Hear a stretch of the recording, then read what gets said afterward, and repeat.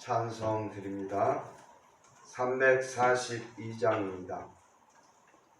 찬송가 342장 드리겠습니다.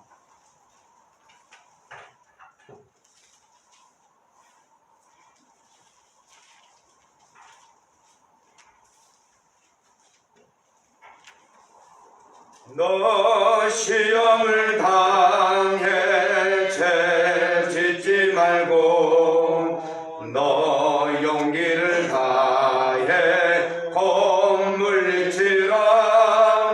너 시험을 이겨 새 힘을 얻고 주 예수를 믿어 늘 승리하라.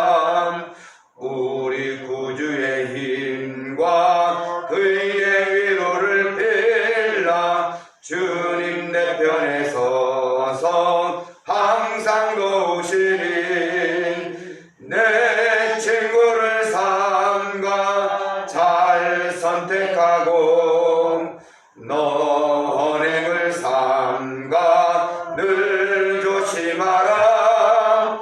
너 열심을 다해 늘 충성하고 온 정성을 다해 주 봉사하라. 우리 구주의 힘과 그의 위로를 빌라. 주님 내 편에 서서 항상 도우시리. 잘 이기는 자는 상 받으리니 너 낙심치 말고 늘 전진하라. 내 구세주 예수 힘 주시리니 주 예수를 믿어 늘 승리하라.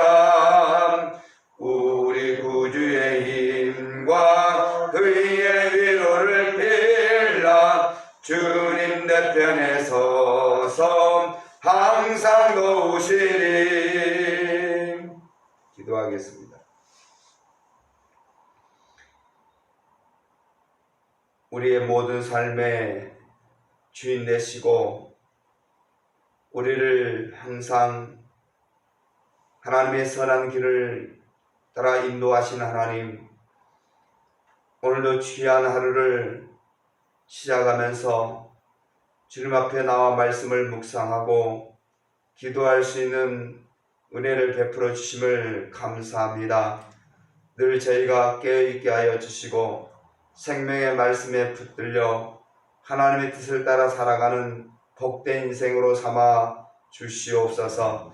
예수님 이름으로 기도드리옵나이다. 아멘.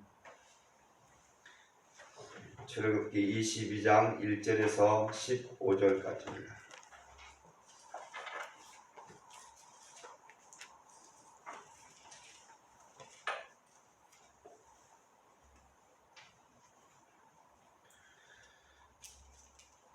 (22장) 1절에서 15절까지입니다. 사람이 소나 양을 도둑질하여 잡거나 팔면 그는 소 한 마리에 소 5마리로 갚고 양 한 마리에 양 4마리로 갚을지니라. 도둑이 뚫고 들어오는 것을 보고 그를 쳐 죽이면 피 흘린 죄가 없으나 해 돋은 후에는 피 흘린 죄가 있으리라. 도둑은 반드시 배상할 것이나 배상할 것이 없으면 그 몸을 팔아 그 도둑질한 것을 배상할 것이요. 도둑질한 것이 살아있는 그의 손에 있으면 소나 낙이나 양을 막론하고 갑절을 배상할지니라. 사람이 밭에서나 포도원에서 짐승을 먹이다가 자기의 짐승을 놓아 남의 밭에서 먹게 하면 자기 밭에 가장 좋은 것과 자기 포도원의 가장 좋은 곳으로 배상할지니라. 불이 나서 가시나무에 댕겨 낯가리나 거두지 못한 곡식이나 밭을 태우면 불러온 자가 반드시 배상할지니라. 사람이 돈이나 물품을 이웃에게 맡겨 지키게 하였다가 그 이웃집에서 도둑을 맞았는데 그 도둑이 잡히면 갑절을 배상할 것이요.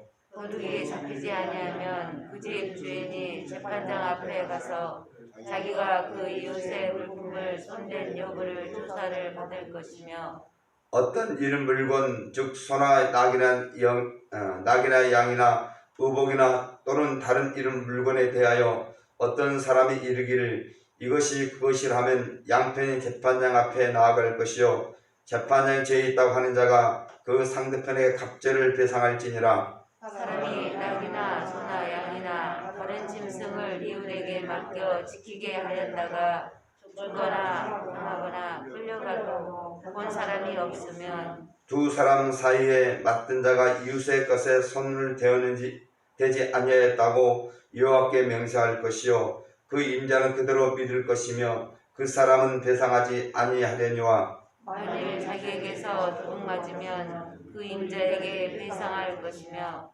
만일 찢겼으면 그것을 가져다가 증언할 것이요 그 찢긴 것에 대하여 배상하지 아니할지니라. 만일 이웃에게 빌려온 것이 그 임자가 함께 있지 아니할 때에 상하거나 죽으면 반드시 배상하려니와. 같이 있습니다. 그 임자가 그것과 함께 있었으면 배상하지 아니할지니라. 만일 새 낸 것이면 새로 족하니라. 아멘. 생명에 관한 내용을 다룬 이후에 이제 우리 인생에 살아가는데 필수 요소인 재물의 관계에서 개인의 소유를 존중하는 그러한 내용이 있어서 특별히 이제 이웃에게 피해를 입혔을 때 그것이 이제 고의인지 또 부주의인지 불강력적인 사고인지를 따라서 규정하는 부분들이 좀 차이가 있습니다. 이것은 의도치 않은 과실로 인해서 가중한 처벌을 받는 것을 이제 방지하기 위한 것이고 이와 같은 것들은 재물 때문에 사람을 잃지 않도록 하는 하나님의 방법이기도 합니다.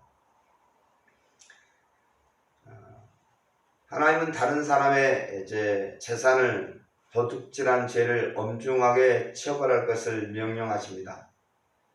그것이 소라면 5배를 갚아야 하고 양이라면 4배를 갚도록 하셨습니다. 요즘으로 말한다면 소가 한 500만원에서 1000만원 정도이니까 굉장히 가중한 처벌이죠. 그만큼 남의 것을 고의로 도둑질하는 것은 아주 엄중하게 처벌하게 하였습니다. 뿐만 아니라 그 값을 지불할 능력이 없다 할지라도 탕감받을 수 없습니다. 그 사람은 그 배상을 지불하기 위해 자기 몸을 팔아 종이 되어야 합니다. 그런데 만약 도둑질한 가축을 팔거나 죽이지 않아 그대로 주인에게 돌려준다 할지라도 훔친개서의 배로 이제 갑절로 갚아야 합니다. 이 역시 무거운 것이죠. 게다가 집으로 침입하는 도둑이 그 도둑을 죽였다 할지라도 무죄로 인정되었습니다. 하지만 해가 돋은 후에 죽이는 것은 살인으로 여겨 금지되었습니다. 그렇죠. 밤에는 이제 도둑이 들어왔을 때는 그렇죠. 방어해야 되는데 낮에는 식별할 수 있기 때문에 도움을 요청할 수 있고 그래서 죽일 경우는 이제 살인죄가 적용되었습니다. 이처럼 고의로 이웃의 재산에 피해를 입히려다가 죽임을 당할 수도 있고 몸을 팔아 종이 될 정도로 막중한 배상을 해야 했습니다. 반면에 이제 부주의에 의해서 즉 자기가 기르는 짐승을 제대로 관리하지 못해서 그들이 이제 밭에 들어가 다른 작물을 이제 훼손할 때 가장 좋은 곳으로 그것을 갚아야 했습니다. 또 불을 놓다가 이웃의 밭에 옮겨 붙어도 마찬가지로 이웃의 재산의 피해를 배상해야 합니다. 물론 부주의한 태도가 그냥 용서될 수는 없습니다. 이웃이 피해를 입었으면 당연히 배상해야 되는 것이죠. 그래서 불을 놓다가 다른 밭에 붙어서 제사상에 피해를 줬으면 반드시 그것을 배상해 주어야 합니다. 그러나 고의로 저지른 것만큼 가혹한 처벌을 내려서는 안 된다는 것이죠. 이제 가끔 이제 시골에서 그런 일이 발생할 때가 있어요. 옛날에는 뭐 다들 소들을 키우니까 송아지가 뭐 들어가서 콩 몇 개 먹었다고 해서 이게 뭐라는 사람 없었어요. 근데 이제 시대가 좀 살벌이 돼서 조금만 피해를 입으면 이제 고의가 아님에도 불구하고 막 몇 배로 배상을 요구하는 것은 바람직하지 않는 것이죠. 하나님은 이렇게 부주의로 말미암아 이런 어려운 일이 재산상의 문제가 생겼을 때는 좋은 곳으로 갚아줄 정도로 해서 처벌 기준의 동기가 무엇인가를 가장 중요하게 얘기했습니다. 고의냐 부주의냐. 그렇죠. 이것은 바로 언약 공동체 안에서 질서를 세우기 위한 것입니다. 그 다음에 7절부터 13절은 불가항력적인 경우입니다. 이웃의 물건을 맞다는데 그 도둑을 맞았어요. 그러면 이건 고의도 아니고 부주의도 아니고 그냥 도둑을 맞았기 때문에 그것에 대한 맞던 자가 책임이 없습니다. 그런데 맞던 물건을 숨기고서 도둑 맞았다고 거짓말할 가능성이 있잖아요. 그럴 때는 이와 유사하게 어떤 사람이 이웃의 물건을 보고 자신이 이웃의 물건이라 주장할 때 분쟁이 생기는 경우도 있었습니다. 이렇게 누가 거짓말하는 것인지 가려야 하는 경우에는 재판장 앞에서 수사를 받고 밝혀낸 다음에 거짓말하는 사람은 2배로 배상을 해야 합니다. 또 이웃의 가축을 맡아 지키고 있다가 가축이 죽거나 다치게 되면 또 사라진 경우에는 가축을 맡았던 사람이 자기가 그 가축에 손을 대지 않았다고 하나님 앞에 맹세해야 책임이 없습니다. 물론 그 가축을 훔쳤다는 사실이 드러나면 당연히 배상을 해야 합니다. 그리고 단순히 맡다 지킨 것이 아니라 빌린 경우는 조금 다릅니다. 이제 농경사회에서는 이웃의 소를 빌려 이제 쟁기질을 하잖아요. 옛날에 보면. 근데 그 소가 죽었다면 당연히 배상을 해야 합니다. 하지만 빌린 소가 이제 뭐 어떻게 같이 일을 하는 데 있어서 주인 옆에 보고 있었다면 배상하지 않아도 됩니다. 왜냐하면 주인이 같이 그 현장을 보고 있었기 때문입니다. 또한 만약 대가를 지불하고 빌린 경우라면 따로 배상하지 않도록 했습니다. 그래서 이제 어떤 사용하는 그런 어떤 소에 대한 그 어떤 적정한 대가를 지불했다면 이제 그 배상하지 않아도 됩니다. 이처럼 하나님은 재산의 피해로 인해서 이웃 간의 관계가 깨어지지 않도록 세세한 규정을 마련해 주셨습니다. 그러니까 의 단순히 이제 도둑질은 10계명에 아주 엄하게 말씀하시고 또 고의로 남의 물건을 훔쳤을 때는 아주 엄중하게 여러 배로 갚게 하는 가혹했고 가난한 사람은 생명을 자기 몸을 팔아야 되고 혹시 밤중에 죽임을 당하도 그 생명의 대가를 묻지 않을 만큼 아주 강력하게 처벌하겠습니다. 그러나 이제 실수와 어쩔 수 없는 상황에서는 그런 관계가 깨어지지 않도록 세세한 규정을 마련해 주신 것입니다. 재산 문제로 많은 관계가 깨지는 현실 가운데 성도는 하나님 뜻을 헤아려서 사람들의 관계를 바르게 세워가야 합니다. 현대 사회는 돈 때문에 가까운 사람도 죽이는 일들이 심심찮게 벌어지는 세상에 살아가고 있습니다. 또 다른 사람 때문에 손해를 입었다면 그 사람은 평생 철철지 원수로 삼고 지내는 경우도 많습니다. 이것은 남도 그렇거든요. 가족 간에도 그런 일이 굉장히 많이 있습니다. 이런 세상에서 하나님의 백성은 상대방의 사정을 잘 헤아려서 돈 때문에 사람 있는 어리석은 사람이 되어서는 안 됩니다. 특별히 이제 크리스찬들은 물질 관계에서 좀 손해를 가보고 어려운 일이 있었다 할지라도 돈 잃고 사랑까지 있는 그런 어리석은 삶을 살아서는 안 됩니다. 여러분들이 인생을 이제 경험해 봤겠지만 우리가 가끔 어리석은 삶을 살 때가 있어요. 사람보다 돈이 더 커 보일 때는 둘 다 잃습니다. 그래서 오늘 하나님께서 이스라엘 백성 가운데 이런 재산상의 문제를 아주 세밀하게 기록한 것은 물론 소유를 존중하고 보호하는 것도 있지만 사람의 관계를 더 우선시했다는 걸 꼭 기억하시고 우리 하나님의 사람들에 있어 삶의 내용들이 주님의 뜻을 잘 구분하여서 정직하고 바른 그리고 조금 더 배려하는 그런 마음으로 살아가기를 소원합니다. 기도하겠습니다. 하나님 아버지 감사합니다. 하나님 언약 공동체에 이웃과 형제 간의 삶 속에 고의로 남의 물건을 훔쳤다면 엄중하게 처벌하였고 부주의로 했다면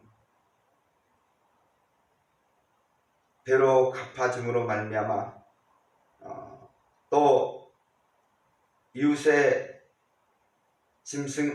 이웃의 밭에 어떤 일들을 통하여 재산 피해를 입었다면 그만큼 배상하도록 하여서 서로가 용서하고 서로를 배려하며 가중한 처벌의 동기가 되지 않도록 하나님께서 세세한 말씀을 기록하였습니다.